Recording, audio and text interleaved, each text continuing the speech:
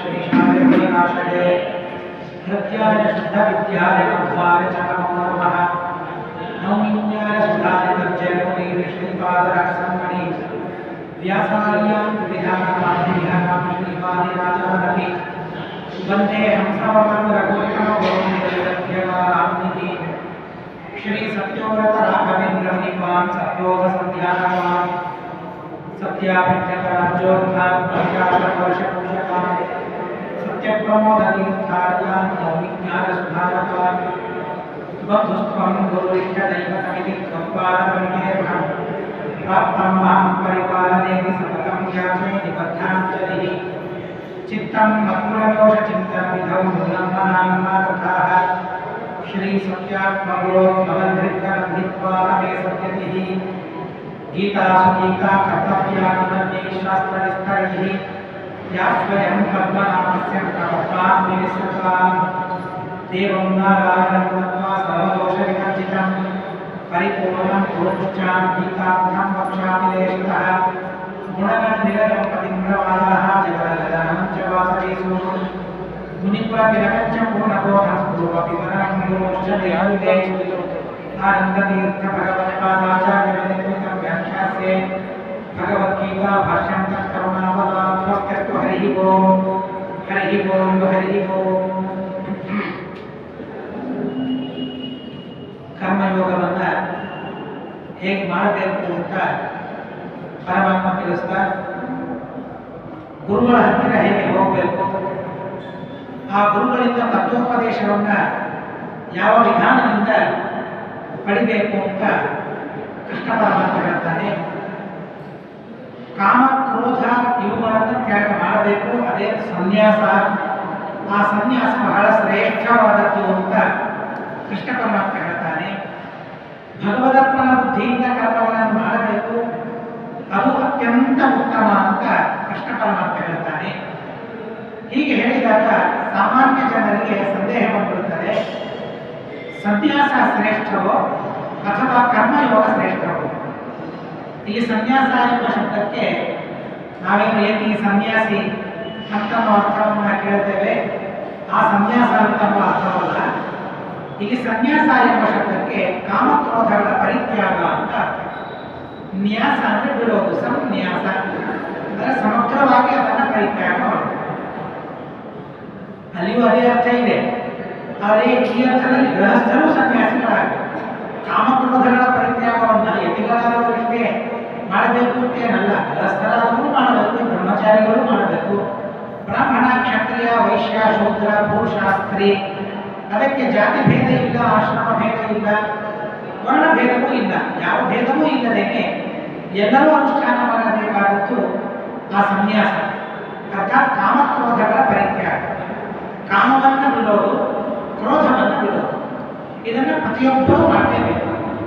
ಹೀಗಾಗಿ ಅದನ್ನು ಶಂಸನೆ ಮಾಡ್ತಾನೆ ಕೃಷ್ಣ ಪರಮಾತ್ಮ. ಕಾಮಕ್ರೋಧಗಳನ್ನು ಪರಿತ್ಯಾಗ ಮಾಡಬೇಕು ಅಂತ ಕೃಷ್ಣ ಪರಮಾತ್ಮ ಅದನ್ನು ಪ್ರಶಂಸೆ ಮಾಡ್ತಾನೆ. ಯಾಕೆಂದರೆ ಪ್ರಶಂಸೆ ಮಾಡದೇ ಇದ್ದರೆ ಅದನ್ನು ಯಾರು ಮಾಡೋದಿಲ್ಲ ಅಂತ ಪ್ರಶಂಸೆ ಮಾಡಿದರೆ ಕೃಷ್ಣ ಪ್ರಶಂಸೆ ಮಾಡ್ತಾ ಇದ್ದಾನೆ.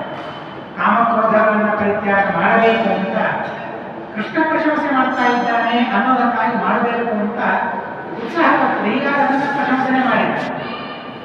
ಆಮೇಲೆ ಪುನರ್ ಯೋಗಂಚ ಶಂಸಸಿ, ಮತ್ತೆ ಕೃಷ್ಣ ಪರಮಾತ್ಮ ಆ ಕರ್ಮಗಳ ಯೋಗ ನೋಡಿ. ಸನ್ಯಾಸ ಅಂದ್ರೆ ಕಾಮಕ್ರೋಧಗಳ ಪರಿತ್ಯಾಗ, ಯೋಗ ಅಂತಂದ್ರೆ ಭಗವದರ್ಪಣ ಬುದ್ಧಿಯಿಂದ ಕರ್ಮಗಳನ್ನು ಆಚರಣೆ ಮಾಡುವುದು, ಇದು ಕರ್ಮಯೋಗ. ಈ ತರಹದ ಕರ್ಮಯೋಗವನ್ನು ಪ್ರಶಂಸನೆ ಮಾಡಿದ್ದಾರೆ.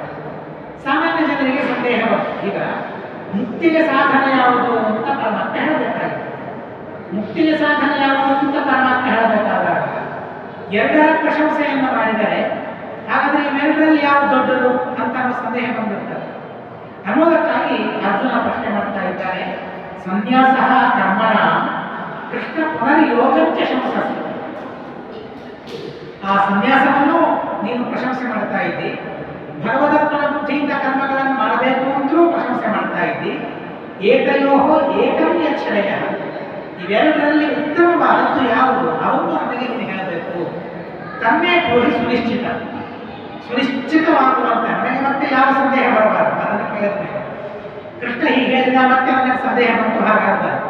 ಹೀಗಾಗಿ ಪೂರ್ಣ ನಿಶ್ಚಯವಾಗುವಂತೆ ನನಗೆ ನೀವು ಉಪದೇಶ ಮಾಡಬೇಕು ಅಂತಂದಾಗ ಕೃಷ್ಣ ಪರಮಾತ್ಮ ಹೇಳ್ತಾನೆ, ಸನ್ಯಾಸ ಕರ್ಮಯೋಗಶ್ಚ ನಿಶ್ರೇಯಸಕರೋ ಉದ್ಭವ. ಅವೆರಡೂ ಮನುಷ್ಯನಿಗೆ ಬೇಕು ಅಂತ ಹೇಳ್ತಾರೆ. ಸಾಧಕನಾದ ಮನುಷ್ಯನಿಗೆ ಮುಕ್ತಿಯನ್ನ ಪಡಿಬೇಕು ಅಂತ ಯಾರಿಗೆ ಅಪೇಕ್ಷೆ ಇದೆ ಅಂಥ ಮನುಷ್ಯನಿಗೆ ಅವೆರಡು ಚಕ್ರಗಳಿದ್ದಾವೆ. ಒಂದು ಚಕ್ರದಿಂದ ನಡೆಯುವ ವಾಹನ ಅಲ್ಲ ಇದು. ಅವು ಎರಡೂ ಚಕ್ರಗಳು ಬೇಕು. ಸನ್ಯಾಸವೂ ಬೇಕು, ಕಾಮಕ್ರೋಧಗಳನ್ನು ಪರಿತ್ಯಾಗ ಮಾಡಬೇಕು, ಭಗವದರ್ಪಣ ಬುದ್ಧಿಯಿಂದ ಕರ್ಮಗಳನ್ನು ಮಾಡಬೇಕು. ಒಂದು ಇಲ್ಲ ಅಂತಾದರೂ ಕೂಡ ಮೋಕ್ಷ ದೊರಕೋದಿಲ್ಲ. ನಾವು ಮನಸ್ಸಿನಲ್ಲಿ ಕಾಮಕ್ರೋಧಗಳನ್ನು ತುಂಬಿಕೊಂಡು ಕರ್ಮ ಮಾಡ್ತೇವೆ ಅಂತಂದ್ರೆ ಆಗೋದಿಲ್ಲ. ಆದಷ್ಟು ಕಾಮಕ್ರೋಧಗಳ ಪರಿತ್ಯಾಗವನ್ನು ಮಾಡಬೇಕು ಅಂತ ಅಂತಾರೆ.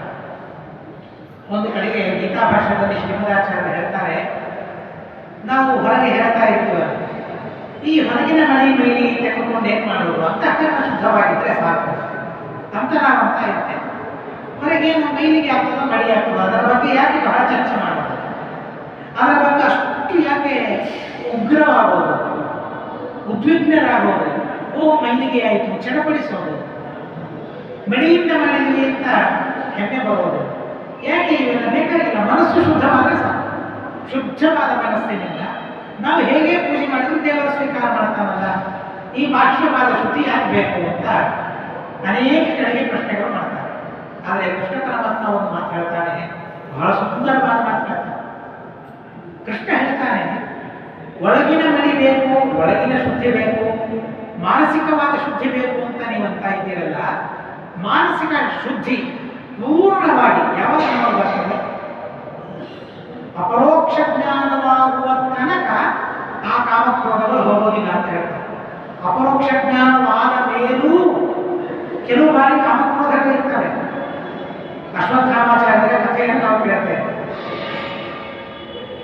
ಈ ರಾಜ್ಯಕ್ಕೆ ಒಬ್ಬ ರಾಜನನ್ನ ನಾನು ಹುಟ್ಟಿಸ್ತೇನೆ ಅಂತ ಅಶ್ವತ್ಥಾಮಾಚಾರ್ಯ ಗೊತ್ತಾಗ. ಹೌದ್ರಿ, ಯದ್ಯಪಿ ಕಾಡ ಚಿಕ್ಕ ಯಾವಾಗಲೋ ಒಂದು ಬಾರಿ ಬರ್ತದೆ, ಇಲ್ಲ ಅಂತಲ್ಲ, ಆದರೂ ಕಾಮಕ್ರೋಧಗಳಂತೂ ಅವರ ಮನಸ್ಸಿನಲ್ಲಿ ಬಂತಲ್ಲ.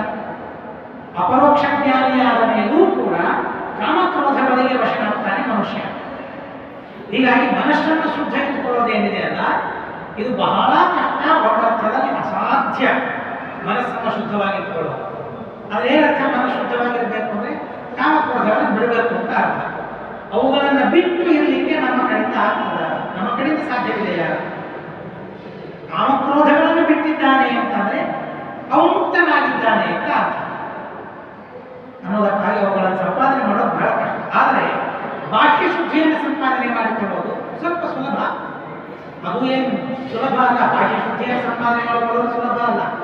ನಾವೇನೋ ಮಡಿ ಮಡಿ ಅಂತ ನಾವು ಹಾರಾಡ್ತೇವೆ, ಮಡಿ ಮೇಲಿಗೆ ಅಂತ ಅಂತೇವೆ.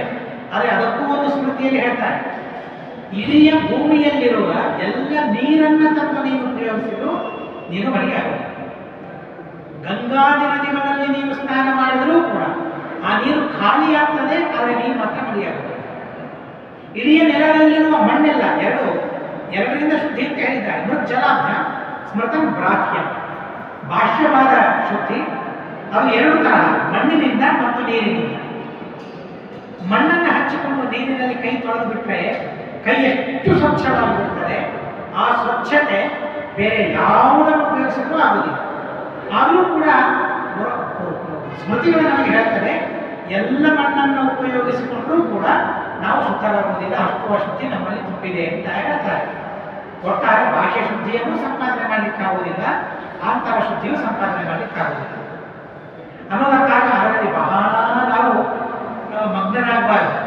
ಏನೋ ಸಾಮಾನ್ಯ ಬಡಿಯನ್ನು ಸಂಪಾದನೆ ಮಾಡಿಕೊಂಡು ನಮ್ಮ ಕರ್ಮಗಳನ್ನು ನಾವು ಮಾಡ್ಕೊಳ್ಬೇಕು ಅಂತ ಹೇಳ್ತಾರೆ. ಇರಲಿ, ಅದು ಆಂತರ ಶುದ್ಧಿಯನ್ನು ಸಂಪಾದನೆ ಮಾಡಿಕೊಳ್ಳೋದಕ್ಕಿಂತಲೂ ಬಾಹ್ಯ ಶುದ್ಧಿ ಇದು ಸುಲಭವಾಗಿ ಸಾಧ್ಯ ಅಂತ ನಮಗೆ ಅನಿಸ್ತದೆ.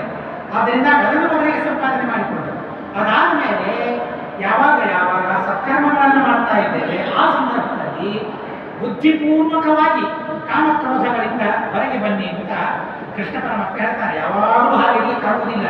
ಸತ್ಕರ್ಮಗಳನ್ನು ಮಾಡುವಾಗ, ಪಾಠ ಹೇಳುವಾಗ, ಪಾಠ ಕೇಳುವಾಗ, ಪ್ರವಚನ ಮಾಡುವಾಗ, ಕೇಳುವಾಗ, ದೇವರ ಪೂಜೆ ಮಾಡುವಾಗ, ದೇವರ ಪೂಜೆ ನೋಡುವಾಗ, ದೇವರ ಪೂಜಾ ಅಂತ ಹೇಳಿ ನಾವು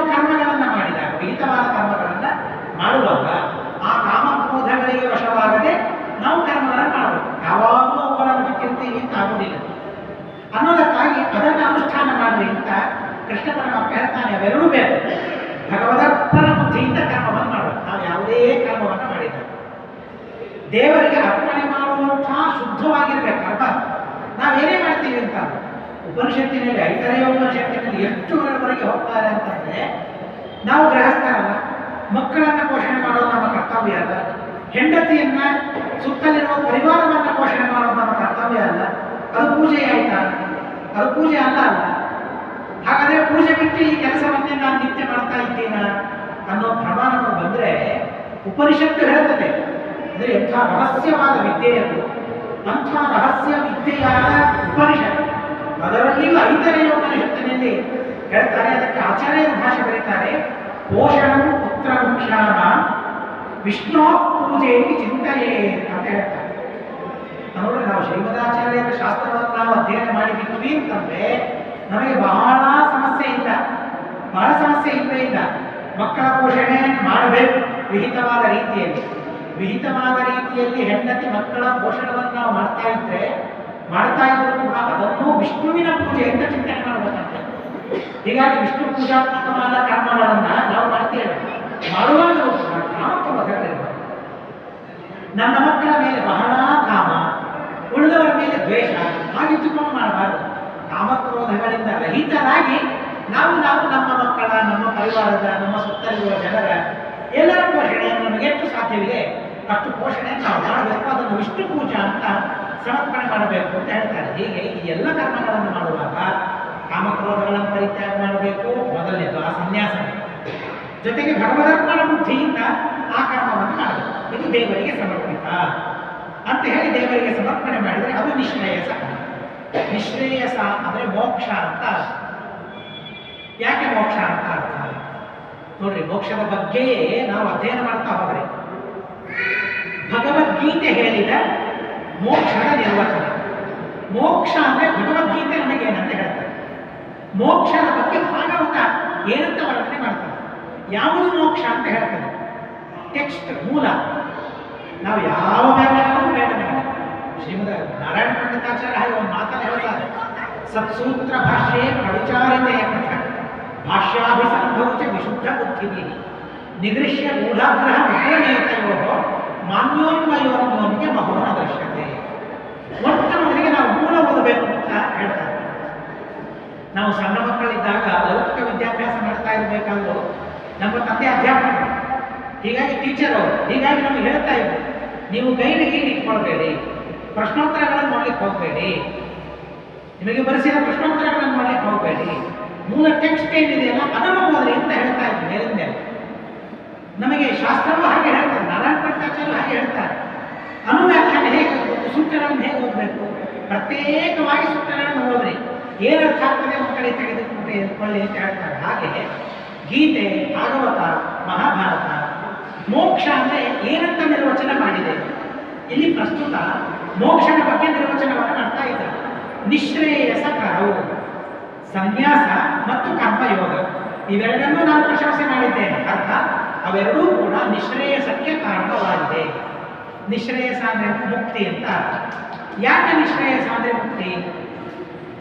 ಶ್ರೇಯಸ್ಸು ಅಂದರೆ ಏನು ನಮಗೆಲ್ಲ ಗೊತ್ತು. ಶ್ರೇಯಸ್ಸು ಅಂದರೆ ಒಳಿತು ಅಂತ ಅರ್ಥ. ಸರ್ವಥಾ ಕೆಡುಕು ಇಲ್ಲದೆ ಇದ್ದದ್ದು ಅದು ಶ್ರೇಯಸ್ಸು. ಅದು ಯಾವುದು? ಮುಕ್ತಿಯೇ. ಸಂಸಾರದಲ್ಲಿ ದುಃಖ ಇದೆ, ಸ್ವರ್ಗಕ್ಕೆ ಹೋದರೂ ದುಃಖ ಇದೆ, ಬೇರೆ ಯಾವ ಲೋಕಗಳಿಗೆ ಹೋದರೂ ದುಃಖ ನನಗೆ ಬಿಟ್ಟಿಲ್ಲ. ಆದರೆ ಮೋಕ್ಷಕ್ಕೆ ಹೋದರೆ ಮಾತ್ರ ಅಲ್ಲಿ ಸರ್ವಥಾ ದುಃಖ ಅನ್ನೋದಿಲ್ಲ, ನಿರಂತರವಾದ ಸುಖ ಅಲ್ಲಿ ಇದೆ. ಅಲ್ಲಿ ಶ್ರೇಯಸ್ಸು ಇದೆ. ಅದಕ್ಕಿಂತಲೂ ಹೆಚ್ಚಿನ ಶ್ರೇಯಸ್ಸು ಎಲ್ಲಿ ಇದೆ? ಈ ಲೋಕದಲ್ಲಿ ಶ್ರೇಯಸ್ಸಿದೆ, ಒಳಿತಿದೆ ನನಗೆ, ಈ ದೇಹದಲ್ಲಿ ಒಳಿತಿದೆ, ಸುಖ ಅನುಭವಿಸಲಿಕ್ಕಾಗ್ತದೆ. ಇದಕ್ಕಿಂತಲೂ ಹೆಚ್ಚಿನ ಶ್ರೇಯಸ್ಸು ಒಳ್ಳೆಯದು ಎಲ್ಲಿದೆ? ಒಳಿತು ಎಲ್ಲಿದೆ? ಸುಖ ಎಲ್ಲಿದೆ? ಸ್ವರ್ಗದಲ್ಲಿದೆ. ಅದಕ್ಕಿಂತಲೂ ಹೆಚ್ಚಿನ ಸುಖ ಶ್ರೇಯಸ್ಸು ಮೇಲಿನ ಲೋಕದಲ್ಲಿ. ಹೀಗೆ ಮೇಲಿನ ಲೋಕದಲ್ಲಿ ಈ ತರಹದ ಶ್ರೇಯಸ್ಸುಗಳಿವೆ. ಆದರೆ ಮುಕ್ತಿ, ಮೋಕ್ಷ ಅದನ್ನು ಸಂಪಾದನೆ ಮಾಡಿದ ಮೇಲೆ ಅದಕ್ಕಿಂತಲೂ ಹೆಚ್ಚಿನ ಶ್ರೇಯಸ್ಸು ಮತ್ತೆಲ್ಲರೂ ಇದೆಯಾ? ಇಲ್ಲ.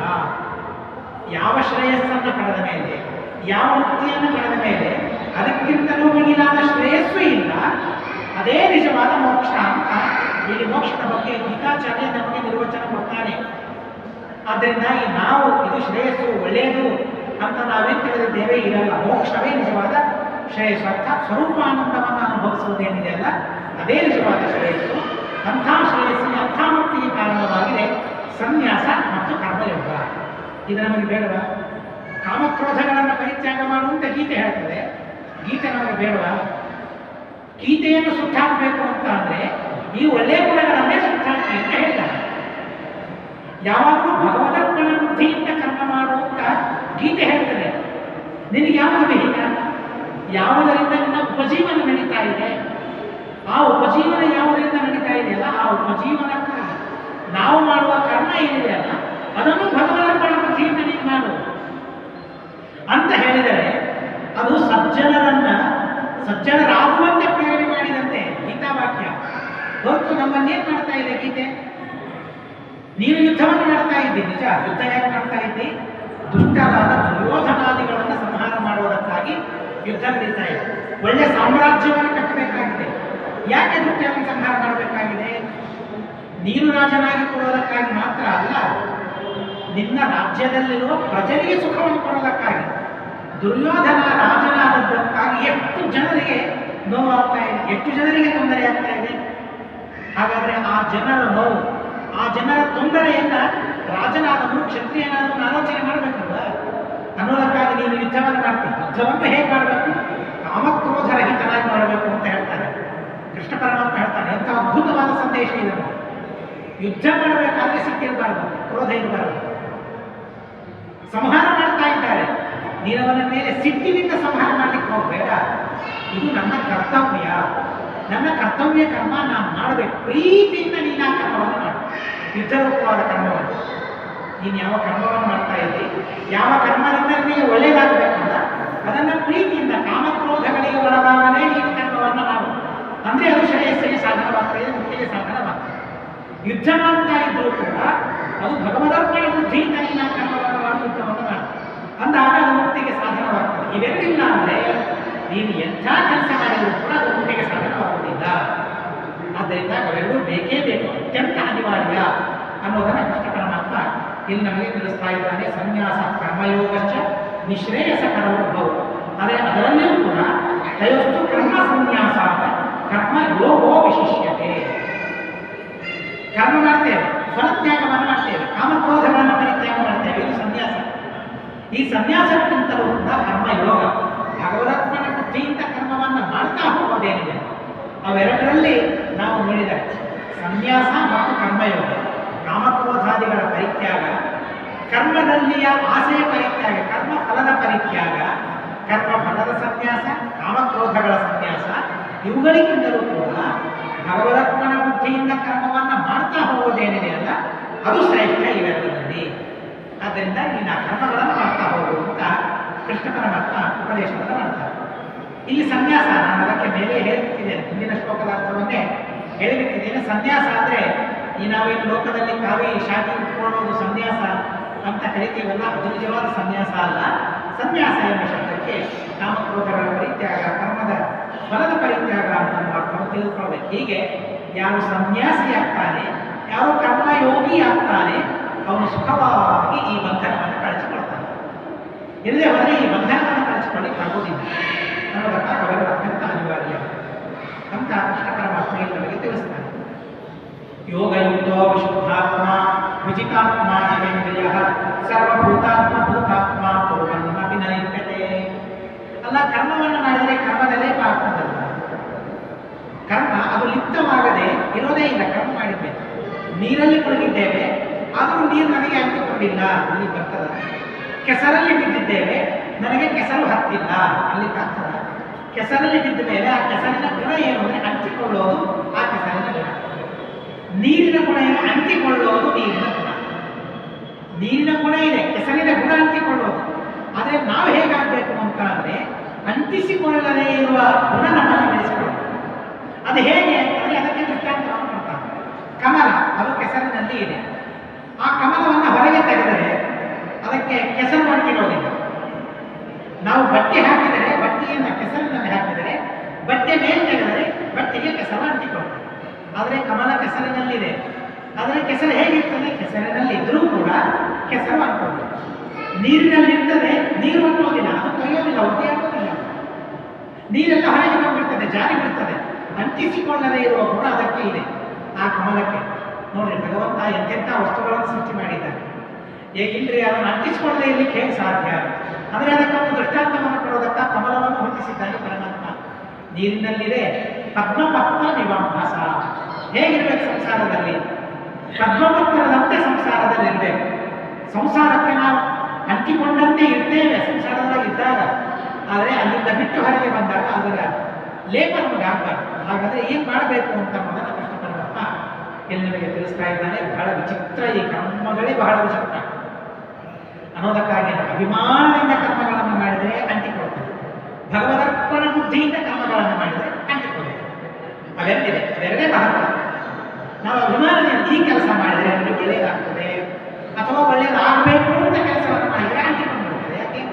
ನಮ್ಮ ಅಪೇಕ್ಷೆ ಯಾವಾಗ ಅಂಟಿಕೊಳ್ಳಬೇಕು ಅಂತಲೇ ಅಪೇಕ್ಷೆ ಇದೆ. ಯಾಕೆ? ಒಳ್ಳೆಯದಾಗಬೇಕು, ಅಂದರೆ ಮಕ್ಕಳಾಗಬೇಕು, ಮದುವೆ ಆಗಬೇಕು ಅಂತ ಅಪೇಕ್ಷೆ ಇದ್ದು ಕರ್ಮವನ್ನು ಮಾಡಿದ್ವಿ ಅಂದರೆ ಅಂಟಿಕೊಂಡ್ಬಿಡ್ತದೆ, ಮದುವೆ ಆಗಿಬಿಟ್ಟು. ಅದರಿಂದ ಆ ಕರ್ಮದ ಲೇಪವಾಯಿತು. ಮಕ್ಕಳಾಗಬೇಕು, ಅಂಟಿಕೊಳ್ತು. ಸಂಪತ್ತು ಬೇಕು, ಅಂಟಿಕೊಳ್ತು. ಬರೀ ಒಂದೇ ಸಿಗೋದಿಲ್ಲ, ಅದನ್ನು ಕೇಳೋದ್ರಿಂದ. ಹಾಗೆ ನಮ್ಮ ಕರ್ಮಗಳು ಬೆಳೀತಾ ಹೋಗ್ತದೆ, ಕರ್ಮದ ಲೇಪವು ಬೆಳೀತಾ ಹೋಗ್ತದೆ. ಸುಮ್ಮನೆ ಮೈ ಮೇಲೆ ಮಾತ್ರ ಅಲ್ಲ, ಮೆತ್ತಿಕೊಂಡದ್ದೇ ಬಹಳ ಆಗ್ತದೆ, ಮೆತ್ತಿಕೊಳ್ಳೋದೇ ಬಹಳ ಆಗ್ತದೆ ಆ ಕರ್ಮಗಳಿಂದ. ಸುಮ್ಮನೆ ಒಂದು ಸಣ್ಣ ಉದಾಹರಣೆಯನ್ನು ಅನೇಕ ಕಡೆಗೆ ಹೇಳ್ತಾ ಇರ್ತೇನೆ. ಬಹಳ ಸುಂದರವಾದ ಉದಾಹರಣೆ, ಬಹಳ ಸೂಕ್ಷ್ಮವಾದ ಉದಾಹರಣೆ. ಕರ್ಮಗಳು ಮನುಷ್ಯನಿಗೆ ಹೇಗೆ ಅಂಟಿಕೊಳ್ಳುತ್ತವೆ? ಬಹಳ ಭಯಾನಕವಾಗ್ತದೆ, ಬಹಳ ಭಯವಾಗ್ತದೆ. ಕೇಳಬೇಕಾದ್ರೆ ಹೇಳಬೇಕಾದ್ರೆ ಆಚೆ ಹೋದ್ಮೇಲೆ ಮತ್ತೆ ಎಲ್ಲ ಭಯವಾಗ್ತದೆ. ಆ ಕರ್ಮಗಳ ಲೇಪದಿಂದ ಏನು ಭಯ ಆಗ್ತದೆ, ಎಷ್ಟು ಲೇಪ ಆಗ್ತದೆ, ಎಷ್ಟು ಮೆತ್ತಿಕೊಳ್ತದೆ. ಅದೇ ಒಂದು ಶ್ಲೋಕ ಇದೆ ಪುರಾಣದಲ್ಲಿ, ಏಕಾಕ್ಷರ ಪ್ರದಾತ. ನೀವು ಕೇಳಿರಬಹುದು, ಏಕಾಕ್ಷರ ಪ್ರದಾತ ಯೋ ಗುರುಂ ನಾಭಿಬಂಧತೆ ಶ್ವಾನ ಯೋನಿ ಶತಂ ಭುಕ್ತ್ವ ಚಂಡಾಲೇ ಶ್ವಭಿಜಾಯತೆ. ಒಂದು ಸಣ್ಣದಾದ ಕರ್ಮ. ಏನದು? ಗುರುಗಳು ಬಂದಿದ್ದಾರೆ. ಯಾರು? ಏಕಾಕ್ಷರ ಪ್ರದಾತ. ಏಕಾಕ್ಷರ ಯಾರು? ಅಂದರೆ ಮುಖ್ಯ ಅಂತ ಅರ್ಥ ಅಲ್ಲಿ. ಒಂದಕ್ಷರ ಕಲಿಸಿದವನು ಇಷ್ಟೇ ಅರ್ಥ ಅಲ್ಲ. ಏಕ ಪ್ರಧಾನವಾದ ಅಕ್ಷರನಾಮಕನಾದ ಪರಮಾತ್ಮನ ಬಗ್ಗೆ ಯಾರು ಉಪದೇಶ ಮಾಡ್ತಾರಲ್ಲ, ಏಕಾಕ್ಷರ ಪದಾರ್ಥಗಳು ಯಾರಿದ್ದಾರಲ್ಲ, ಯೋಗುರು ನಾಭಿಬಂಧತೆ. ಅಂಥ ಗುರುಗಳು ಬಂದಾಗ ಅವರಿಗೆ ಅಭಿವಾದನ, ಅರ್ಥಾತ್ ಅವರು ಬಂದಾಗ ಎದ್ದು ನಿಂತ್ಕೊಳ್ಳೋದು. ಪ್ರತ್ಯುತ್ಥಾನ ಬಂದಾಗ ಅವರಿಗೆ ಎದುರು ಹೋಗ್ಬೇಕಂತೆ. ಅವರಿಗೆ ಸ್ವಾಗತ ಮಾಡೋದಕ್ಕಾಗಿ ಎದುರಾಗಿ ಹೋಗ್ಬೇಕು. ಬಂದಾಗ ಎದ್ದು ನಿಲ್ಬೇಕು. ನಾವು ನಿಂತಲ್ಲಿಯೇ ನಿಲ್ಲೋದಲ್ಲ, ನಿಂತಲ್ಲಿಯೇ ನಿಂತರೆ ಅದೊಂದು ಗೌರವ. ಅಗೌರವ ಗುರುಗಳಿಗೆ. ಎಂಥ ಗೌರವ, ಅಗೌರವಗಳಿವೆ. ಗುರುಗಳು ಬಂದಾಗ ಎದ್ದಿಲ್ಲ ಅಂತಾದರೆ ಅದೊಂದು ಅಗೌರವ. ಎದ್ದು ಇಲ್ಲೇ ನಿಂತಿದ್ದೇವೆ, ಎದುರಾಗಿ ಹೋಗಲಿಲ್ಲ, ಅದೊಂದು ಅಗೌರವ. ಅಲ್ಲಿಗೆ ಹೋಗಿ ನಮಸ್ಕಾರ ಮಾಡಲಿಲ್ಲ, ಅದೊಂದು ಅಗೌರವ. ಅವರನ್ನು ಕರ್ಕೊಂಡು ತರಲಿಲ್ಲ, ಅಗೌರವ. ಕೊಡಿಸಲಿಲ್ಲ, ಅಗೌರವ. ಅರ್ಘ್ಯ ಪಾತ್ಯಾದಿಗಳನ್ನು ಕೊಡಲಿಲ್ಲ, ಅಗೌರವ. ಈ ತರಹದ ಅಭಿವಾದನ ಏನಿದೆ ಅಲ್ಲ, ಅಭಿವಾದನವನ್ನು ಮಾಡಬೇಕಾಗ್ತದೆ. ಎದ್ದು ನಿಲ್ಬೇಕು, ಎದುರಾಗಿ ಹೋಗಬೇಕು, ಸ್ವಾಗತ ಮಾಡಬೇಕು, ಅರ್ಘ್ಯ ಪಾತ್ಯ ಆಸನಗಳನ್ನು ಕೊಡಬೇಕು. ಅವರ ಅಪೇಕ್ಷೆ ಏನಿದೆ ಅಂತ ಕೇಳಿ ಅದನ್ನು ಪೂರ್ಣ ಮಾಡಬೇಕು. ಇದು ಅಭಿವಾದನ. ಯಾರು ಅಭಿವಾದನ ಮಾಡುವುದಿಲ್ಲ, ಕನಿಷ್ಠ ಪಕ್ಷಕ್ಕೆ ಎದ್ದು ನಿಲ್ಲೋದಿಲ್ಲ, ಅವನಿಗೇನಾಗ್ತದೆ? ಸಣ್ಣ ಕರ್ಮ ಅಲ್ಲ, ಯೋಗವು ಅಭಿಬಂಧತೆ. ಅಂಥ ಗುರುಗಳಿಗೆ ಅಭಿವಾದನವನ್ನು ಮಾಡಲಿಲ್ಲ, ಇದೊಂದು ಕರ್ಮ. ಅಭಿವಾದನ ಮಾಡಲಿಲ್ಲ, ಮಾಡದೇ ಇದ್ದದ್ದರಿಂದಾಗಿ ಅವನೇನಾಗ್ತಾನೆ ಅಂದರೆ ಮುಂದೆ 100 ಜನ್ಮಗಳ ತನಕ ನಾಯಿ ಆಗ್ತಾನೆ.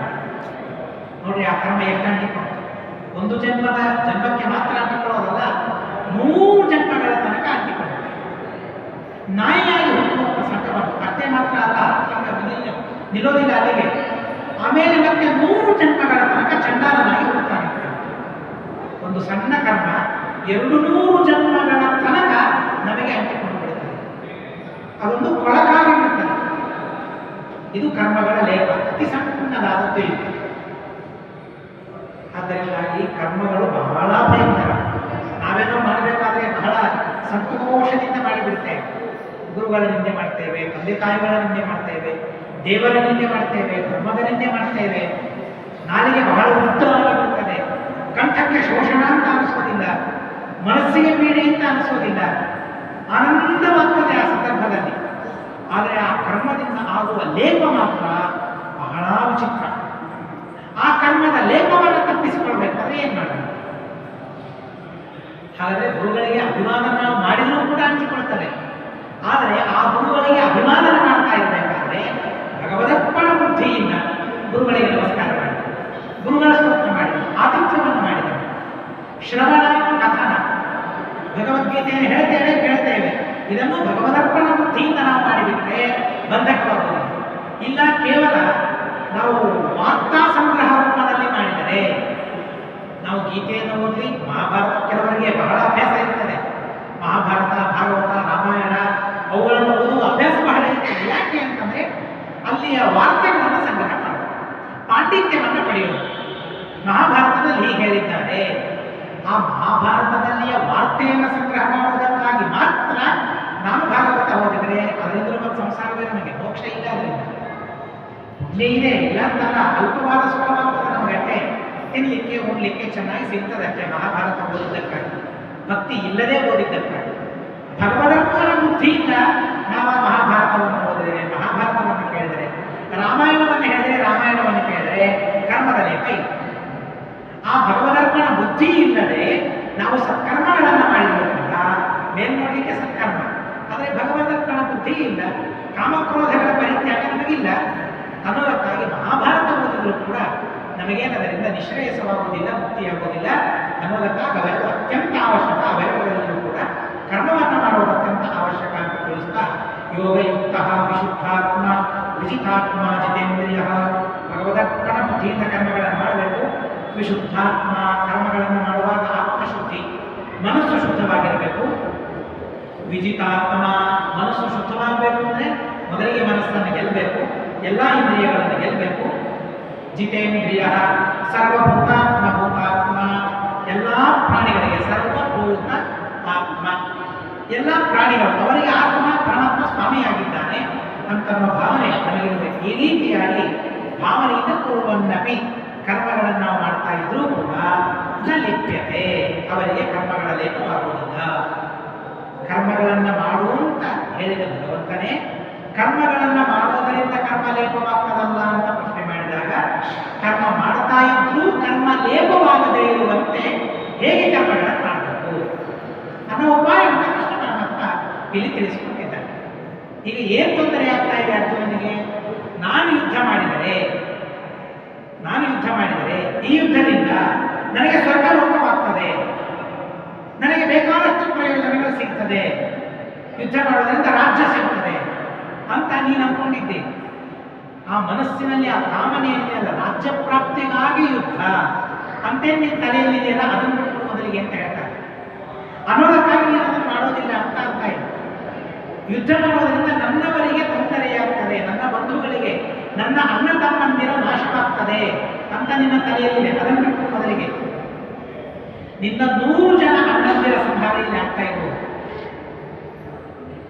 18 ಅಕ್ಷೋಹಿಣಿ ಸೈನ್ಯ ಇದೆಯಲ್ಲ, ಅಷ್ಟಕ್ಕೆ ತೊಂದರೆ ಆಗ್ತಾ ಇರಬಹುದು ಇದರಿಂದ, ಯುದ್ಧದಿಂದ.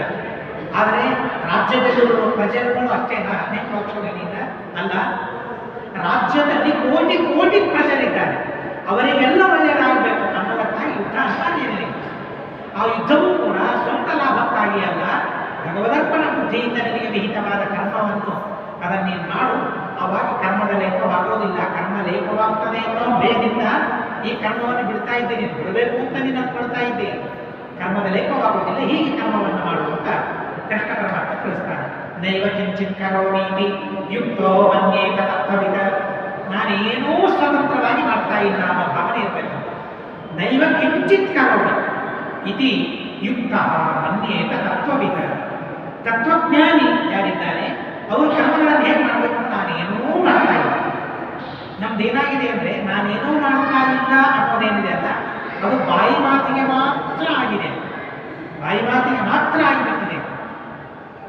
ನಾವೇನೋ ಹೋಮವನ್ನು ಮಾಡ್ತೇವೆ, ಏನೋ ಒಂದು ಸಭೆ ಸಮಾರಂಭ ಉತ್ಸವವನ್ನು ಮಾಡ್ತೇವೆ.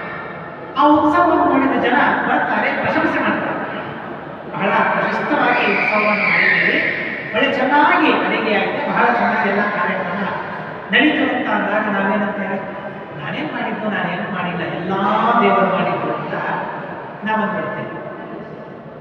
ಹೌದಾ, ಆಯಿತು ಹಾಗಾದರೆ ಅಂತ ಸಭೆಯಲ್ಲಿ ನಮ್ಮನ್ನು ಎಬ್ಬಿಸಿದಾಗ, ಸಭೆಯಲ್ಲಿ ಇವರು ಯಾವ ಕೆಲಸವನ್ನು ಮಾಡಿಲ್ಲ, ಎಲ್ಲವೂ ದೇವರು ಮಾಡಿದ್ದಾನೆ ಅಂತ ಸಭೆಯಲ್ಲಿ ಹೇಳಿದ್ರೆ ಅವನಿಗೆ ಅದರಿಂದ ಸಂತೋಷವಾಗ್ತದ? ಇಲ್ಲ. ಯದ್ಯಪಿ ಅವನೇ ಇದ್ದಿದ್ದಾನೆ, ನಾನೇನು ಮಾಡಿಲ್ಲ, ಎಲ್ಲ ದೇವರು ಮಾಡಿಸಿದ್ದಾನೆ. ಆದರೆ ಸದಾಮುಖವಾಗಿ ಮಾತ್ರ ಅವನನ್ನು ಪ್ರಶಂಸೆ ಮಾಡಲೇಬೇಕು. ಮಾಡಲಿಲ್ಲ ಅಂದರೆ ಮನಸ್ಸಿಗೆ ಬೇಸರವಾಗ್ತದೆ ನಮಗೆ. ಅಯ್ಯೋ, ಎಲ್ಲ ಹೇಳಿದ, ನಾನು ಮಾಡಿದ್ದೆ ಹೇಳಿಲ್ಲಲ್ಲ, ನಾನು ಖರ್ಚು ಮಾಡಿದ್ದೇನೆ, ಇಷ್ಟೆಲ್ಲ ದಾನ ಮಾಡಿದ್ದೇನೆ, ಯಾವುದನ್ನು ಹೊರಲೇ ಇಲ್ಲಲ್ವ, ಯಾವುದನ್ನು ಹೇಳಲಿಲ್ಲ, ಮನಸ್ಸಿಗೆ ಬೇಸರವಾಗ್ತದೆ. ಅರ್ಥ, ನಾನು ಮಾಡಿಯೇ ಇಲ್ಲ, ನೈವ ಕಿಂಚಿತ್ ಕರೋಮಿ ಅನ್ನೋದೇನಿದೆಯಲ್ಲ, ಬಾಯಿ ಮಾತಿಗೆ ಮಾತ್ರ ನಮ್ಮಲ್ಲಿ ಇದೆ. ಬಾಯಿ ಮಾತಿಗೆ ಮಾತ್ರ ಅಲ್ಲ, ಎಷ್ಟು ಜನ ನೀನಿದೆಲ್ಲ ಮಾಡಿದ, ದೇವರು ಮಾಡಿದ್ದಾನೆ ಅಂತ ಹೇಳಿದರೆ ಮನಸ್ಸಿಗೆ ಸಂತೋಷವಾಗ್ತದೆ. ನಮ್ಮ ಸ್ವಾಮಿಗಳಿಗಾಗ್ತದೆ, ಗುರುಗಳಿಗಾಗ್ತದೆ. ಆ ಸ್ವಾಮಿಗಳು ಪರಮಪೂಜ್ಯರಾದ ಸತ್ಯಾತ್ಮತೀರ್ಥ ಶ್ರೀಪಾದಂಗಳವರಿಗೆ ಅವರಿಗೆ ಹೊಗಳಿದ್ರೆ ಸಂತೋಷವಾಗುವುದಿಲ್ಲ, ಇವರೇನೂ ಮಾಡಿಲ್ಲ ಅಂದರೆ ನಮ್ಮ ಸಂತೋಷವಾಗ್ತದೆ. ಹಾಗೆ ಆ ಭಾವನೆ ಇರಬೇಕು, ಮಾನಸಿಕವಾಗಿ ಆ ಭಾವನೆ ಇರಬೇಕು. ಹೌದು, ನಾನು ಏನೂ ಮಾಡಿಲ್ಲ, ನಾನು ಮಾಡಿಲ್ಲ ಅಂತ ಯಾರು ಹೇಳಿದ್ರು ನಾನು ಸಂತೋಷ. ಹೌದು, ನಾನು ಮಾಡಿಯೇ ಇಲ್ಲ. ನೀವು ಮಾಡಿದ್ದೀರಿ ಅಂದಾಗ ಇಷ್ಟೆಲ್ಲ ನೀವೇನೂ ಮಾಡಿಲ್ಲ ಅಂತ ಯಾರು ಹೇಳಿದ್ರು ನಮ್ಮ ಮನಸ್ಸಿಗೆ ಸಂತೋಷವಾಗಿದೆ. ಹೌದಪ್ಪ, ನಾನೇನೂ ಮಾಡಿಲ್ಲ, ಎಲ್ಲರೂ ದೇವರು ಮಾಡಿಸಿದ್ದಾನೆ ಅಂತ ಅನ್ನೋ ಭಾವನೆ ನಮ್ಮ ಮನಸ್ಸಿನ ತನಕ ಬರಬೇಕು. ಅಂದಾಗ ಅವನು ತತ್ವಜ್ಞಾನಿ ಅಂತ ಆಗ್ತಾನೆ. ಏನೇನು ಮಾಡ್ತಾ ಇರಬೇಕಾದ್ರೆ ನಾನು ಮಾಡಿಲ್ಲ ಅಂತ ಅನ್ನೋ ಭಾವನೆ ಇಲ್ಲ. ಕೃಷ್ಣ ಪರಮಾತ್ಮ ಅವಳಿಗೆ ಎಂಥ ಅದ್ಭುತವಾದ ಸಂದೇಶವನ್ನು ಕೊಡ್ತಾನೆ. ದೊಡ್ಡದಾದ ಯುದ್ಧವನ್ನು ನೀನು ಮಾಡ್ತಾ ಇದ್ದೆ, ಯುದ್ಧ ಮಾಡಬೇಕಾದ್ರೆ ಮಾತ್ರ ನಾನು ಮಾಡಿಲ್ಲ ಅನ್ನೋ ಭಾವನೆ ಅಲ್ಲ. ಅಥವಾ ನಾನು 3 ಹೊತ್ತು ಸಂಧ್ಯಾ ವಂದನೆ ಮಾಡ್ತೇನೆ, ದೇವರ ಪೂಜೆ ಮಾಡ್ತೇನೆ, ಪಾಠ ಪ್ರವಚನವನ್ನು ನಾನು ಮಾಡ್ತೇನೆ, ಪರೋಪಕಾರವನ್ನು ಮಾಡ್ತೇನೆ, ಕೋಟಿ ಕೋಟಿ ಹಣವನ್ನು ದಾನ ಮಾಡ್ತೇನೆ, ಅಂಥ ದೊಡ್ಡ ದೊಡ್ಡ ಕೆಲಸಗಳನ್ನು ಮಾಡಿದಾಗ ಮಾತ್ರ ನಾನು ಮಾಡಿಲ್ಲ ಅನ್ನೋ ಭಾವನೆ ಅಲ್ಲ. ಅಥವಾ ವಿಪರೀತವಾಗಿ ಸಣ್ಣದು ಮಾಡಿದಾಗ 10 ರೂಪಾಯಿ ಕೊಟ್ಟಾಗ ನಾನೇನು ಮಾಡಿಲ್ಲ, ದೇವರು ಮಾಡಿಸಿದ್ದಾನೆ ಅಂತ ಹೇಳೋದು. ಲಕ್ಷ ಕೊಟ್ಟಾಗ ದೇವರೇನು ಕೊಡ್ತಾನೆ, ನಾನು ಕೊಡೋನು ಅನ್ನೋ ಭಾವನೆ ಬರೋದು. ಈಗ ವಿಪರೀತವಾಗೂ ಆಗಬಾರ್ದು ಅನ್ನೋದಕ್ಕಾಗಿ ಕೃಷ್ಣ ಪರಮಾತ್ಮ ಹೇಳ್ತಾನೆ, ಪಶ್ಯನ್ ಶೃಂಗನ್ ಸ್ಪೃಶನ್ ಜಿಘ್ನನ್ ಅಶ್ನನ್ ಗಚ್ಚನ್ ಸ್ವಪನ್ ಶ್ವಸನ್ ಪ್ರಲಪನ್ ಉನ್ಮಿಷನ್ ಗೃಹನ್ ನಿಮಿಷನ್ ಅಪಿ ಇಂದ್ರಿಯಾರ್ಥೇಶು ವರ್ತಂತ ಇತಿ ಧಾರಯತ್ ಅಂತ ಹೇಳ್ತಾರೆ. ಪಶ್ಯನ್, ನಾನು ನೋಡ್ತಾ ಇದ್ದೇನೆ, ನಾನೆಲ್ಲ ನೋಡ್ತಾ ಇದ್ದೆ, ದೇವರು ನೋಡ್ತಾ ಇದ್ದಾರೆ ಅನ್ನೋ ಭಾವನೆ ಬರಬೇಕಂತ. ಇದು ಸುಲಭವಾಗಿ ಬರೋದಿಲ್ಲ, ಯಾಕೆಂದರೆ ನಾವಿನ್ನೂ ಆ ಜ್ಞಾನವನ್ನೇ ಸಂಪಾದನೆ ಮಾಡಿಲ್ಲ. ಆದರೆ ಇದನ್ನೇ ಮತ್ತೆ ಮತ್ತೆ ಮತ್ತೆ ಮತ್ತೆ ಕೇಳಿದಾಗ ಆ ಪರೋಕ್ಷ ಜ್ಞಾನ ದೃಢವಾಗ್ತದೆ. ನಾನು ಹೇಳ್ಕೊಳ್ಳೋದಲ್ಲ, ಮನಸ್ಸಿಗೆ ಮಾಡ್ತೇನೆ, ನಾನು ನೋಡ್ತಾ ಇಲ್ಲ, ದೇವರು ನೋಡ್ತಾ ಇದ್ದಾನೆ, ಸ್ವತಂತ್ರವಾಗಿ ನಾವು ದೇವರು. ಶೃಣ್ಮನ್, ಕೇಳ್ತಾ ಇದ್ದೇನೆ, ನಾನು ಕೇಳ್ತಾ ಇದ್ದೇನೆ ಅನ್ನೋ ಭಾವನೆ ಯಾವಾಗಲೂ ಬರೋದಿಲ್ಲ. ನಾನು ಕೇಳ್ತಾ ಇದ್ದೇನೆ ತಪ್ಪಲ್ಲ, ನಾನೇ ಕೇಳ್ತಾ ಇದ್ದೇನೆ ಅನ್ನೋದು ತಪ್ಪು. ಅದು ಕೃಷ್ಣ ಪರಮಾತ್ಮ ಹೇಳ್ತಾನೆ, ನಾನೇ ಅನ್ನೋ ಭಾವನೆ ಏನಿದೆಯಲ್ಲ ಅದು ಬಿಟ್ಕೊಡು.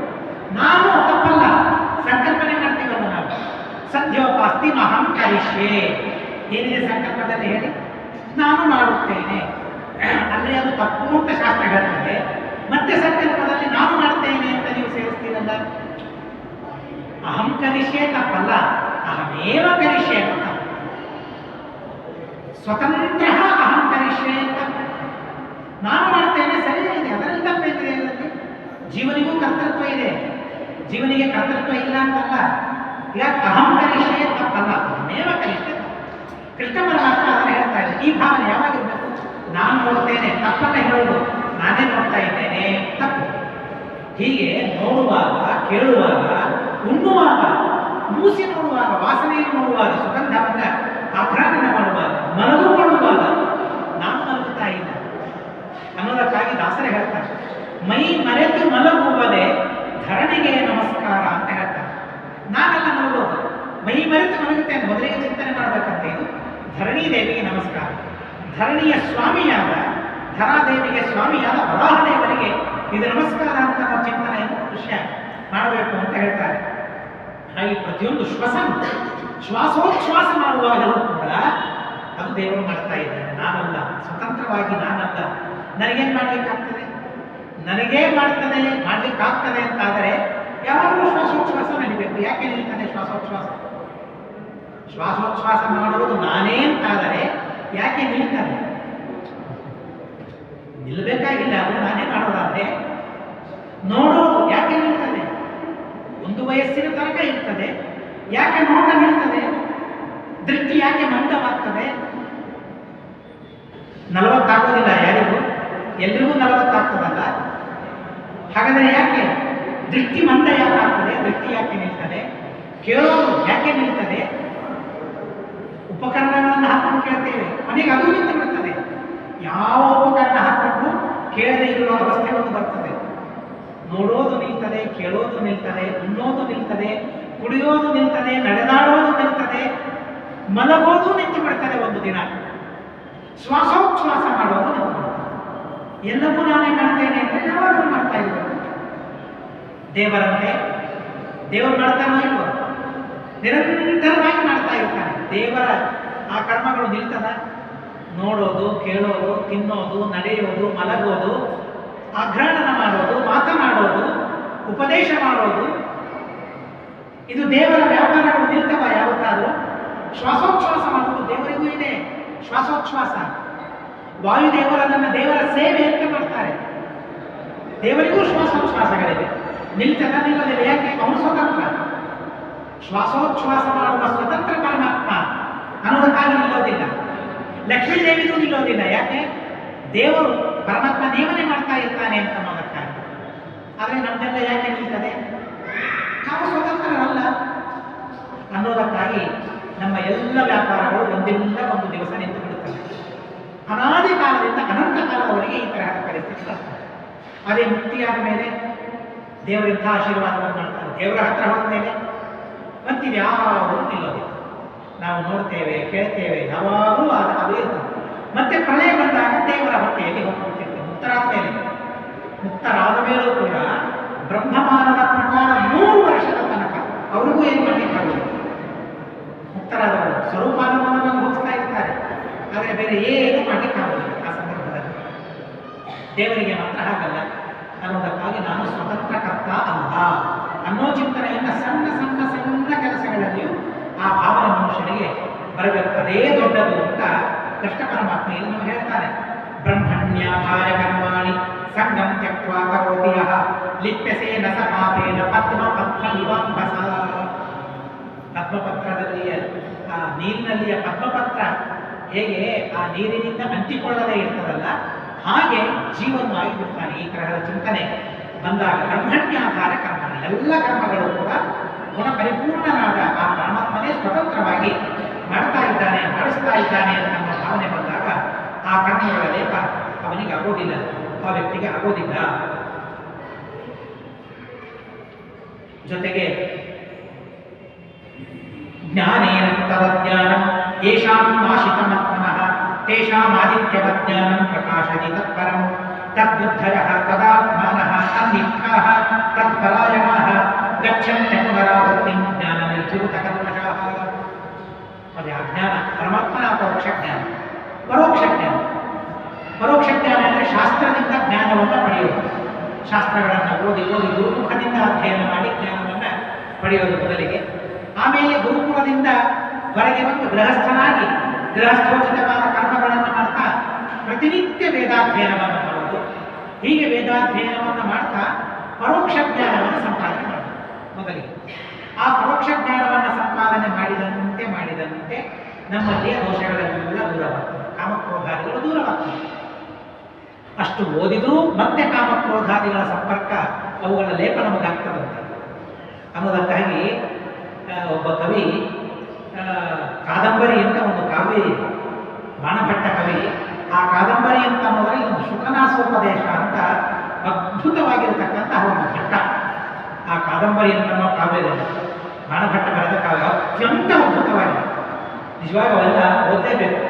ಯದ್ಯಪಿ ಮಹಾಭಾರತ, ರಾಮಾಯಣ, ಭಾಗವತದ ಮುಂದೆ ಯಾವುದೂ ಅಲ್ಲ ಬಿಡಿ. ಆದರೆ ನಮಗೆ ಉಳಿದದ್ದು ಈ ಮಹಾಭಾರತ, ಭಾಗವತ ಬೇಸರ ಬರ್ತದಲ್ಲ, ಆವಾಗ ಬೇಸರ ಬಂದಾಗ ಅಂತಹ ಕಾವ್ಯಗಳನ್ನು ನೋಡಬೇಕು. ಅಂಥ ಅದ್ಭುತವಾದ ಮಾತು ಹೇಳ್ತಾನೆ. ಶಾಸ್ತ್ರ ಜಲ ಪ್ರಕ್ಷಾಳನ ನಿರ್ಮಲಾಗಿ ಕಾಲುಷ್ಯಮುಪಯಾತ ಬುದ್ಧಿ ಅಂತ ಅವನು ಹೇಳ್ತಾನೆ. ಶಾಸ್ತ್ರ ಅನ್ನೋದು ಹೇಗೆ ಅಂದರೆ ಅವ್ರು ನೀರಿದ್ದಂತೆ ಅಂತ ಶಾಸ್ತ್ರ. ಅದೇನು ಮಾಡ್ತದೆ, ಕೊಳೆಯನ್ನು ತೊಳಿತದೆ. ಕೊಳೆ ತೊಳೆಯೋದಕ್ಕಾಗಿ ನೀರು ಬೇಕಲ್ಲ, ಹೊಲಸು ತೊಳೆಯೋದಕ್ಕಾಗಿ ನೀರು ಬೇಕಲ್ಲ. ಶಾಸ್ತ್ರವೆಂಬ ಜಲದಿಂದ ಪ್ರಕ್ಷಾಳನ ಮಾಡಿಕೊಂಡಿದ್ದೇವೆ ನಮ್ಮ ಬುದ್ಧಿಯನ್ನು. ಬುದ್ಧಿಯ ಪ್ರಕ್ಷಾಳನ, ಬುದ್ಧಿಯಲ್ಲಿಯ ದೋಷದ ಪ್ರಕ್ಷಾಳನ ಯಾವುದರಿಂದ ಆಗಬೇಕು? ಯಾವ ನೀರಿದೆ? ಪ್ರತ್ಯೇಕ ನೀರಿದೆ, ಶಾಸ್ತ್ರವೇ ಜಲ. ಬುದ್ಧಿಯಲ್ಲಿಯ ದೋಷವನ್ನು ತೊಳೆದುಕೊಳ್ಳುವುದಕ್ಕಾಗಿ ಶಾಸ್ತ್ರವೇ ಜಲ. ಆ ಶಾಸ್ತ್ರ ಜಲದಿಂದ ಬುದ್ಧಿಯ ದೋಷವನ್ನ ನಾವು ಪ್ರಕ್ಷಾಳನೆ ಮಾಡಿಕೊಂಡರೂ ಕೂಡ ಮತ್ತೆ ಬುದ್ಧಿ ಕಾಲುಷ್ಯ ಉಪಯಾಗ್ತಿ, ಮತ್ತೆ ನಮ್ಮ ಬುದ್ಧಿ ಕಲುಷಿತವಾಗ್ತದಂತೆ. ನಾವು ಅನುಭವಿಸ್ತೇವೆ. ಶಾಸ್ತ್ರ ಓದಿದಾಗ ಇಲ್ಲಪ್ಪ ಬೇಡ, ಕೆಲಸ ಮಾಡೋದು ಬೇಡ ಅಂತಂದ್ಬಿಡ್ತೇವೆ. ಒಂದೇ ಎರಡೇ ದಿವಸದಲ್ಲಿ ಮತ್ತೆ ಅದೇ ಕೆಲಸವನ್ನು ನಾವು ಮಾಡಿರ್ತೇವೆ. ಇದರಿಂದ ನೋಡಿ ಹೇಳಿದ್ರೆ ನಿರಂತರವಾಗಿ ಶಾಸ್ತ್ರಾಧ್ಯಯನವನ್ನು ಮಾಡ್ತಾ ಇದ್ರೂ ಕೂಡ ನಮ್ಮ ಬುದ್ಧಿ ಕಲುಷಿತವಾಗ್ತದೆ ಅನ್ನೋದಕ್ಕಾಗಿ ಪರೋಕ್ಷ ಜ್ಞಾನವನ್ನು ಸಂಪಾದನೆ ಮಾಡ್ಕೊಳ್ಬೇಕು. ಅಷ್ಟು ಮಾತ್ರಕ್ಕೆ ನಡೆಯುವುದಿಲ್ಲ. ಅಪರೋಕ್ಷ ಜ್ಞಾನವನ್ನು ಸಂಪಾದನೆ ಮಾಡೋದಕ್ಕಾಗಿ ಧ್ಯಾನವನ್ನು ಮಾಡಬೇಕು ಅಂತ ಇದೇ ಕೃಷ್ಣ ಪರಮಾತ್ಮ 13ನೇ ಅಧ್ಯಾಯದಲ್ಲಿ ಹೇಳ್ತಾರೆ. ಧ್ಯಾನ ಮಾಡದೆ ಪರಮಾತ್ಮನ ಪರೋಕ್ಷ ಜ್ಞಾನ ಬರೋದೇ ಇಲ್ಲ. ನೇರವಾಗಿ ಧ್ಯಾನ ಮಾಡಲಿಕ್ಕೆ ಕೆಲವರಿಗೆ ಸಾಧ್ಯವಿಲ್ಲ ಅನ್ನೋದಕ್ಕಾಗಿ ಶ್ರವಣ ಮನನಗಳನ್ನು ಹೇಳ್ತಾರೆ. ಶ್ರವಣ ಮನನಗಳನ್ನು ಮಾಡಲಿಕ್ಕೆ ಕೆಲವರಿಗೆ ಆಗುವುದಿಲ್ಲ ಅನ್ನೋದಕ್ಕಾಗಿ ಕರ್ಮವನ್ನು ಪರಮಾತ್ಮ ಹೇಳ್ತಾರೆ. ನಮಗೆಲ್ಲ ನೇರವಾಗಿ ಶ್ರವಣ ಮನನಗಳನ್ನು ಮಾಡಲಿಕ್ಕೆ ಆಗುವುದಿಲ್ಲ. ನಿರಂತರವಾಗಿ ಕರ್ಮಗಳನ್ನು ನಮಗೆ ಹೇಳ್ತಾರೆ. ಯಾಕೆಂದ್ರೆ ನಮ್ಮ ಮನಸ್ಸು ಮಲಿನವಾಗಿದೆ. ಕರ್ಮಗಳನ್ನು ಮಾಡಿದಾಗ ಮನಸ್ಸು ಶುದ್ಧವಾಗ್ತದೆ. ಶುದ್ಧವಾದ ಮನಸ್ಸು ಬಂದಾಗ ಕಲಿಬೇಕು, ಓದಬೇಕು, ಶಾಸ್ತ್ರ ಶ್ರವಣ ಮಾಡಬೇಕು ಅಂತ ಬಯಕೆ ಬರ್ತದೆ. ಬಂದಾಗ ಪರೋಕ್ಷ ಜ್ಞಾನ ಬರ್ತದೆ. ಹೀಗೆ ಪಡಿತಾ ಹೋಗಿ ಆಮೇಲೆ ಧ್ಯಾನ ಮಾಡಲಿಕ್ಕೆ ನಾವು ಸಮರ್ಥರಾಗ್ತೇವೆ. ಧ್ಯಾನ ಮಾಡಿದ ಮೇಲೆ ಆ ಧ್ಯಾನ ಪಕ್ವವಾದ ಮೇಲೆ ಭಗವಂತನ ಪರೋಕ್ಷ ಜ್ಞಾನ ಬರ್ತದೆ. ಅಪರೋಕ್ಷ ಜ್ಞಾನವಾದಾಗ ಸುಮಾರು ಪ್ರಾಯ ದೋಷಗಳೆಲ್ಲ ದೂರವಾಗಿರ್ತದೆ. ಅದು ಸ್ವಲ್ಪ ದೋಷಗಳು ಉಳ್ಕೊಂಡಿರ್ತದೆ, ಕಾಮಕ್ರೋಧಗಳು ಉಳಿದಿರ್ತದೆ. ಆವಾಗ ಅವುಗಳ ಲೇಪ, ಅವುಗಳ ಪ್ರಭಾವ ಆಗ್ತಾ ಇರ್ತದೆ. ಮುಕ್ತಿ ಆದ ಮೇಲಂತೂ ಯಾವ ಕಾಮಕ್ರೋಧಗಳು ಮನುಷ್ಯನಿಗೆ ಇರುವುದಿಲ್ಲ. ಹೀಗಾಗಿ ಅವುಗಳ ಪರಿತ್ಯಾಗ ಏನಿಲ್ಲ, ಕ್ರಮ, ಅದಕ್ಕೊಂದು ಕ್ರಮವನ್ನು ಹೇಳಿದ್ದಾರೆ. ಆ ಕ್ರಮದಲ್ಲಿ ಅವುಗಳನ್ನು ಪರಿತ್ಯಾಗ ಮಾಡಬೇಕು ಅಂತ ಹೇಳ್ತಾರೆ. ತದ್ಬುದ್ಧಯ, ಯಾವಾಗಲೂ ಆ ಪರಮಾತ್ಮನಲ್ಲಿಯೇ ನಮ್ಮ ಬುದ್ಧಿ ಇರಬೇಕು. ಯಾವಾಗಲೂ ಆ ಪರಮಾತ್ಮನನ್ನೇ ಸ್ವಾಮಿ ಅಂತ ಚಿಂತನೆ ಮಾಡಬೇಕು. ತದ್ಬುದ್ಧಯ ತದಾತ್ಮಾನ. ಏನು ತದಾತ್ಮ ಅಂದ್ರೆ ಏನು? ಅಂದರೆ ದೇವರನ್ನೇ ಆತ್ಮ. ಆತ್ಮ ಅಂದ್ರೆ ಸ್ವಾಮಿ ಅಂತ ಅರ್ಥ. ದೇವರನ್ನೇ ಸ್ವಾಮಿ ಅಂತ ಚಿಂತನೆ ಮಾಡಬೇಕು. ಆ ಪರಮಾತ್ಮನಲ್ಲಿಯೇ ನಮ್ಮ ಗತಿ ಯಾವಾಗಲೂ ಇರಬೇಕು. ತತ್ಪರಾಯಣ ಇಂಥವರು ನಿರ್ಧೂತ ಕರ್ಮ, ಜ್ಞಾನ ನಿರ್ಧೂತ ಕಲ್ಮಷ. ಜ್ಞಾನದಿಂದ ನಮ್ಮಲ್ಲಿಯೇ ಕಲ್ಮಷ, ನಮ್ಮಲ್ಲಿಯ ದೋಷ ಏನಿದೆ ಅಲ್ಲ ಅದನ್ನು ಕಳೆದುಕೊಂಡು ಅಪುನರಾವೃತ್ತಿ ಗಚ್ಚಂತಿ. ಅದಾದ ಮೇಲೆ ಮೋಕ್ಷಕ್ಕೆ ಹೋಗ್ತಾರೆ. ನೋಡ್ರಿ, ಇಲ್ಲಿ ಮೋಕ್ಷ ಅಂದ್ರೆ ಏನು ಹೇಳ್ತಾ ಇದ್ದಾರೆ? ಅಪುನರಾವೃತ್ತಿ. ಇಲ್ಲೇ 2 ಸಲ ಬಂತು 5ನೇ ಅಧ್ಯಾಯದಲ್ಲಿ. ನಿನ್ನೆಯೂ ಒಂದು ಬಂತು, 4ನೇ ಅಧ್ಯಾಯದಲ್ಲಿ ಒಂದು ಬಂತು. ಇವುಗಳ ಸಂಗ್ರಹವನ್ನು ನಾವು ಮಾಡ್ತಾ ಹೋಗೋದು. ಕೃಷ್ಣ ಪರಮಾತ್ಮನ ದೃಷ್ಟಿಯಲ್ಲಿ ಮೋಕ್ಷ ಸ್ವರೂಪ ಎಲ್ಲೆಲ್ಲಿ ಅದನ್ನು ಹೇಗೆ ನಿರ್ವಚನೆ ಮಾಡಿದ್ದಾರೆ, ಯಾವ ಶಬ್ದದಿಂದ ಮೋಕ್ಷವನ್ನು ಕರೆದಿದ್ದಾನೆ. ಯಾರೂ ಬೇಕಾಗಿಲ್ಲ ನಿಜವಾಗಿ ಮೋಕ್ಷವನ್ನು ಕೃಷ್ಣನ ಮಾತಿನಿಂದಲೇ ನಾವು ತಿಳಿಯಬಹುದು. ಈಗಾಗಲೇ ನಿಶ್ರೇಯಸ ಅಂತ ಹೇಳಿ, ಯಾವುದನ್ನ ಪಡೆದ ಮೇಲೆ ಅದಕ್ಕಿಂತಲೂ ಅಧಿಕವಾದ ಶ್ರೇಯಸ್ಸು ಸುಖ ಇದೇ ಅಂತ ಇಲ್ಲ, ಸರ್ವಥಾ ಅಂತ ಅದಕ್ಕಿಂತಲೂ ಅಧಿಕವಾದ ಸುಖವಿಲ್ಲ, ಅದು ನಿಶ್ರೇಯಸ್ಸು. ಆದರೆ ಏನ್ ತಾತ್ಪರ್ಯ ಹೇಳಿ? ಯಾವುದನ್ನು ಪಡೆದ ಮೇಲೆ ಅದಕ್ಕಿಂತಲೂ ಅಧಿಕವಾದ ಸುಖ ಮತ್ತೆಲ್ಲೂ ಇಲ್ಲ, ಅದು ನಿಶ್ರೇಯಸ್ಸು. ಅಂದರೆ ಏನು? ಆ ಅವಸ್ಥೆಯಲ್ಲಿ ಏನಿರಬೇಕು ಅಂತಾಯ್ತು? ಸುಖ ಇರ್ಬೇಕು ತಾನೆ. ಆ ಅವಸ್ಥೆಯಲ್ಲಿ ಸುಖವೇ ಇಲ್ಲ ಅಂತಾದರೆ ಅದಕ್ಕಿಂತಲೂ ಅಧಿಕ ಸುಖ ಯಾವುದೂ ಇಲ್ಲ, ಅದು ನಿಶ್ರೇಯಸ್ಸು ಅಂತ ಹೇಗೆ ಹೇಳಲಿಕ್ಕಾಗ್ತದೆ? ಆಗೋದಿಲ್ಲ. ಹಾಗಾದರೆ ಮೋಕ್ಷ ಅಂದರೆ ಸುಖ, ಆ ಸುಖವನ್ನು ಅನುಭವಿಸುವುದು. ಆ ಮಾತಿನಲ್ಲಿ ಆ ಅರ್ಥ ನಮಗೆ ಬಂತು. ಇಲ್ಲಿ ಕೃಷ್ಣ ಪರಮಾತ್ಮ ಮತ್ತೊಂದು ಮಾತನ್ನು ಹೇಳ್ತಾನೆ, ಮೋಕ್ಷ ಅಂದರೆ ಇದಕ್ಕೆ ಮತ್ತೊಂದು ಪದವನ್ನು ಪ್ರಯೋಗ ಮಾಡ್ತಾನೆ, ಅಪುನರಾವೃತ್ತಿಯನ್ನು ಹೊಂದುತ್ತಾರೆ.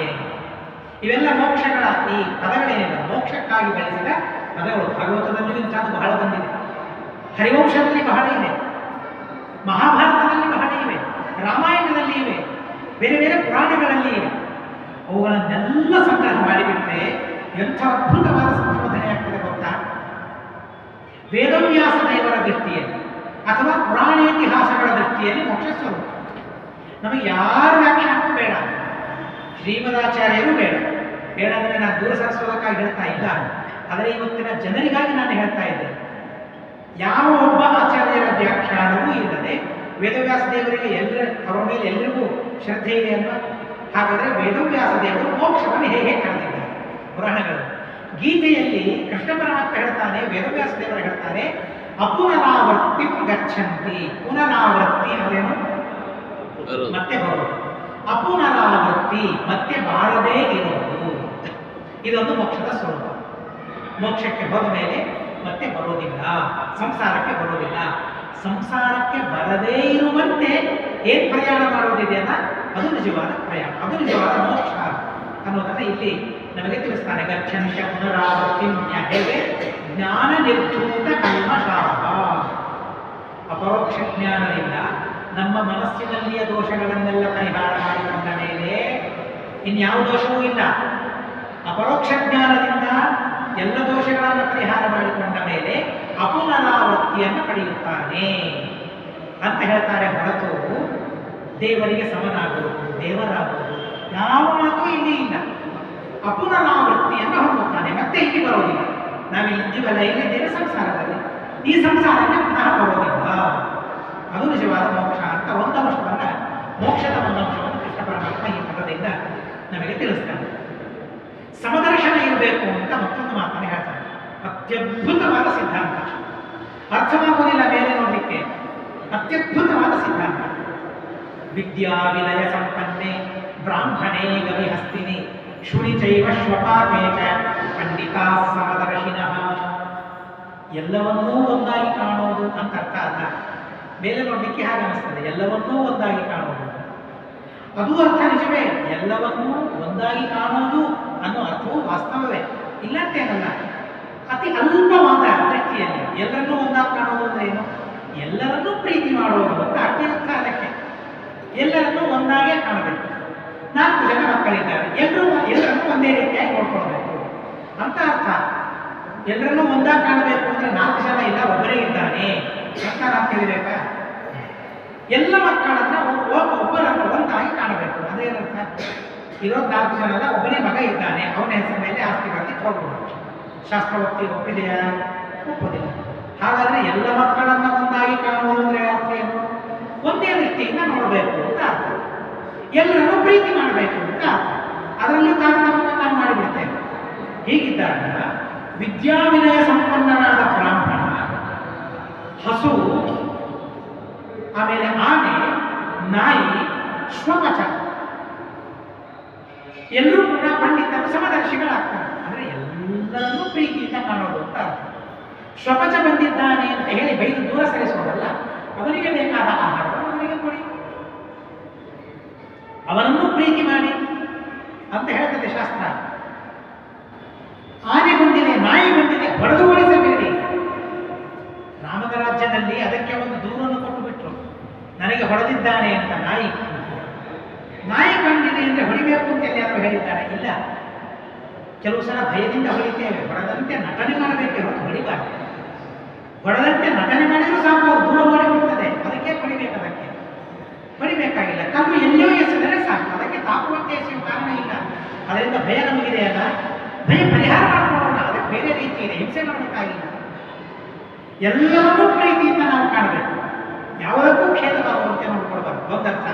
ಆದರೆ ಗೀತೆ ಅದು ಸಂಕುಚಿತವಾದ ಅರ್ಥ, ಅಷ್ಟೇ ಅರ್ಥವನ್ನು ಹೇಳ್ತಾ ಇಲ್ಲ. ದೇವರಿದ್ದಾನೆ ಅಂತ ನೋಡುವಂತೆ ಹೇಳ್ತದೆ. ಬರೀ ದೇವರಿದ್ದಾನೆ ಅಂತ ನೋಡೋದಲ್ಲ, ನಾಯಿಯಲ್ಲಿರುವ ದೇವರು, ವಿದ್ಯಾವಿನಯ ಸಂಪನ್ನನಾದ ಬ್ರಾಹ್ಮಣನಲ್ಲಿರುವ ದೇವರು. ಏನಾದರೂ ತಾರತಮ್ಯವಿದೆಯಾ? ವ್ಯತ್ಯಾಸವಿದೆಯಾ? ದೇವರ ಇರುವಿಕೆಯಲ್ಲಿ, ದೇವರ ಅಸ್ತಿತ್ವದಲ್ಲಿ ವ್ಯತ್ಯಾಸವಿದೆಯಾ? ವ್ಯತ್ಯಾಸ ಇಲ್ಲ. ಉದಾಹರಣೆಗೆ ನಾನೊಂದು ವ್ಯತ್ಯಾಸ ಅಂದ್ರೆ ಏನೂ ವ್ಯತ್ಯಾಸ ಇಲ್ಲ. ಕಲ್ಲಿದೆ, ನಾನು ಕುಳಿತೇನೆ, ದೇವರಿದ್ದಾನೆ. ಅಲ್ಲಿ ಪ್ರತಿಮೆ ಇದೆ, ದೇವರಿದ್ದಾನೆ. ಕಲ್ಲಿನಲ್ಲಿ ವ್ಯತ್ಯಾಸ, ಇದನ್ನು ತುಳಿತೇನೆ, ಅದನ್ನು ಹಾಗೆ ವಿಚಾರ ಮಾಡೋದಿಲ್ಲ.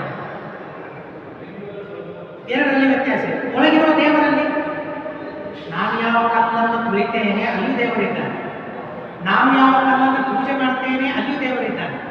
ಆ ದೇವರಲ್ಲಿ ಏನಾದರೂ ವ್ಯತ್ಯಾಸ ಇದೆ? ಕಲ್ಲಿನಲ್ಲಿ ವ್ಯತ್ಯಾಸ ಇದೆ. ದೇವರಲ್ಲಿ, ಸನ್ನಿಹಿತನಾದ ದೇವರಲ್ಲಿ ಮಾತ್ರ ಕಿಂಚಿತ್ತೂ ವ್ಯತ್ಯಾಸ ಇದೆ. ಸಮನಾಗಿದ್ದಾನೆ, ಆ ಪರಮಾತ್ಮ ಸಮನಾಗಿದ್ದಾನೆ. ಅಲ್ಲಿರುವ ದೇವರು, ಇಲ್ಲಿರುವ ದೇವರು ಸಮ. ಅದನ್ನೇ ಹೇಳಿ, ಪೂರ್ಣಮದಃ ಪೂರ್ಣಮಿದಂ ಪೂರ್ಣಾತ್ ಪೂರ್ಣಮುದಚ್ಯತೆ ಪೂರ್ಣಸ್ಯ ಪೂರ್ಣಮಾದಾಯ ಪೂರ್ಣಮೇವಾವಶಿಷ್ಯತೆ. ಇಲ್ಲಿರುವ ಪರಮಾತ್ಮ, ಅಲ್ಲಿರುವ ಪರಮಾತ್ಮ, ಯಾವುದೇ ಭೇದ ಆ ದೇವರಲ್ಲಿ ಇಲ್ಲ. ಇದನ್ನು ನಾವು ಚಿಂತನೆ ಮಾಡಬೇಕು ಅಂತ ಹೇಳಿದ್ದಾರೆ. ಈ ಸಮದೃಷ್ಟಿ ಮನುಷ್ಯನಿಗೆ ಬೇಕು ಅಂತ ಹೇಳ್ತಾರೆ. ಅತ್ಯುನ್ನತವಾದ ದೃಷ್ಟಿ, ಎಲ್ಲರನ್ನೂ ಪ್ರೀತಿಯಿಂದ ಕಾಣಬೇಕು ಅಂತ ಅನ್ನೋ ದೃಷ್ಟಿ ಒಳ್ಳೆಯದೇ. ಆದರೆ ಎಲ್ಲರಲ್ಲಿರುವ ಭಗವಂತ ಸಮನಾಗಿದ್ದಾನೆ, ಯಾವುದೇ ಭೇದ ವೈಷಮ್ಯ ಆ ದೇವರ ರೂಪದಲ್ಲಿಲ್ಲ ಅನ್ನೋ ಚಿಂತನೆ ಏನಿದೆಯಲ್ಲ, ಇದು ಅತ್ಯುತ್ತಮವಾದ ಚಿಂತನೆ. ಆ ಚಿಂತನೆಯನ್ನು ನೀನು ಮಾಡು ಅಂತ ಕೃಷ್ಣ ಪರಮಾತ್ಮ ಅರ್ಜುನನಿಗೆ ಉಪದೇಶ ಮಾಡ್ತಾನೆ. ಇಂಥ ಇನ್ನು ಅನೇಕ ಚಿಂತನೆಗಳಿವೆ, ಅವುಗಳನ್ನು ಮತ್ತೆ ನಾವು ಕ್ರಮವಾಗಿ ತಿಳಿಯೋಣ ಅಂತ ಹೇಳ್ತಾ ಗುರುವಂತರ್ಗತ ತಾತ್ವಿಕ ದೇವತಾ ಅಂತರ್ಗತ ಭಾರತೀಯರ ಪರಮ ಅಂತರ್ಗತ ಶ್ರೀಕೃಷ್ಣ ಪರವಸ್ತು ಅಕ್ಷರಂ ಕರ್ಮ ರಸ್ಮಿನ್ ಪರೇ